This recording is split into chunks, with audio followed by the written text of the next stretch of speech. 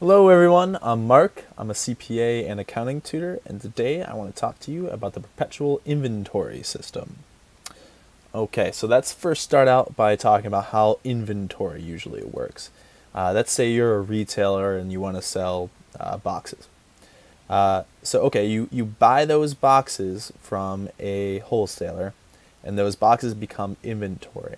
They're not an expense. When you buy them, they become an asset. Inventory is an asset. When you sell those boxes, they're going to become an expense. Those are going to become cost of goods sold, right? Whatever you paid for those boxes, you now need to expense. You don't expense them until you actually sell them. Okay, so that's the basics of how inventory works. What we want to talk about is perpetual inventory system. And that is in relation to periodic inventory systems. So there's two different ways. One's perpetual, one's periodic. So how do they work? Well, I wrote down an example here, and I'm going to talk it through because I think that's the best way to explain how perpetual works. Okay, so let's say on January 15th, you buy 10 items for $5 each. That's going to be $50 total, right? 10 times 5 is 50. And then on February 15th, you sell an item for $15. Okay, let's keep going. March, you buy 5 items for $10 each. That's going to be another 50. And then on April 22nd, you buy one item for $15. And then May 3rd, you sell another item, but this time it's for $20 each. So you'll see that the cost of your inventory is increasing over time, right? January is $5, March is 20th, April is 15th. In the real world, it doesn't really happen that fast, but the costs do increase over time, right? The cost of inflation or competition or something like that. So that's how it works, and as far as buying items goes. Okay, so perpetual inventory, that's a system that allows you to account for your cost of goods sold as it actually happens, right, throughout the accounting period. Periodic, which is not what we're talking right now, but periodic, you'll do everything at the end of the period. So everything at the end of the month or at the end of the year, that's when you're going to calculate cost of goods sold. You won't know it until the end of the year because you need to go back and calculate it. But perpetual, you're going to calculate it as you go throughout the period. So on January 15th, we bought we bought 10 items for $50. On February 15th, we sold one item for $15. So right there, when we sell an item, we're going to calculate cost of goods sold. We know that we have $15 in cost of goods sold right then. And then March 20th, we buy some more items. April 22nd, we buy one more. And then May 3rd, we sell another item. So in this case, we're going to calculate some more cost of goods sold right here on May 3rd. So the reason I didn't put a dollar amount is because we're not actually sure. It depends on which type of perpetual you're actually using. So this is kind of confusing, but there's two types of inventory systems, perpetual and periodic. And then under each of those systems, we can also choose between FIFO or LIFO or weighted average. And you've probably learned about those before. In this case, I'm just going to talk about FIFO and LIFO, but know that you can use any other type of inventory system too. So let's talk about perpetual FIFO. So again, that stands for first in, first out.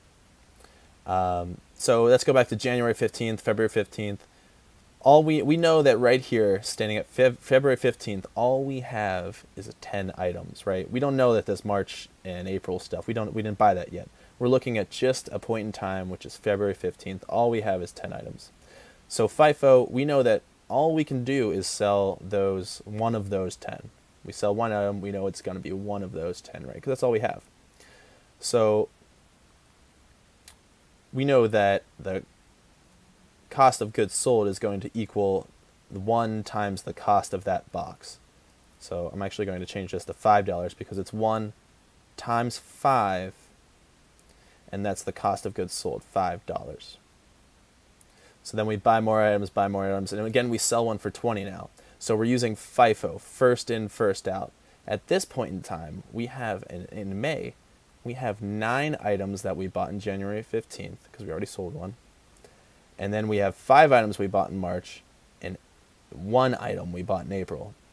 So we want to know which one of those items, one of the January, March, or April, did we actually sell. Well, if we're using FIFO, we sell the ones that we bought first, right? So when we sell this one item for $20, we actually sold one of these January 15th items. It was the first one we bought, right? So under Perpetual FIFO, we're gonna have $5 again as our cost of goods sold right here. So we're gonna have 1 times $5 from January 15th. Okay, so that's FIFO. Let's suppose we did LIFO instead, which stands for last in, first out. Okay, so let's go back. Let's delete these. We're doing LIFO now. So let's go back to February 15th. We sell one item. Remember, all we have is those 10 items there. We don't have these March and April yet. So when we sell one item, we know that it has to be from January, from one of those 10 items in January. So we know that we're going to take 1 times 5, and again, we're going to get $5 as the cost of goods sold for February. Okay, but then we buy more items, and then on May, we sell an item for $20. This time, though, instead of selling the first one we bought, we're using LIFO, which means we're going to sell the last one we bought.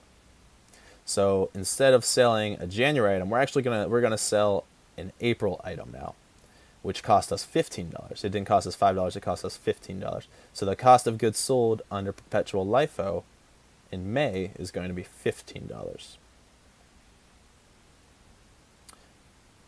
Okay, and then just as an example, just so you understand how this might be different than periodic, if we were doing periodic, let's say we were doing periodic LIFO, we wouldn't even consider what we had in February and what we had in May. We would just consider what we had at the end of this year. So at the end of the year, we would go back and say, hey, we sold 2 items. And if we're using LIFO, we'll say that we'll use the most recently purchased items, which is going to be 1 from April and then 1 from March. So we don't know that the sale actually happened in February. We just know that we made 2 sales throughout the year. But that's periodic. Perpetual, you will know exactly when you made that sale, and you'll know which items to then choose from. Okay, so that's a Perpetual inventory system. Let me know if you have any questions. I'd be absolutely happy to help. If not, thanks for watching very much. I hope to see you again. All right, bye everyone.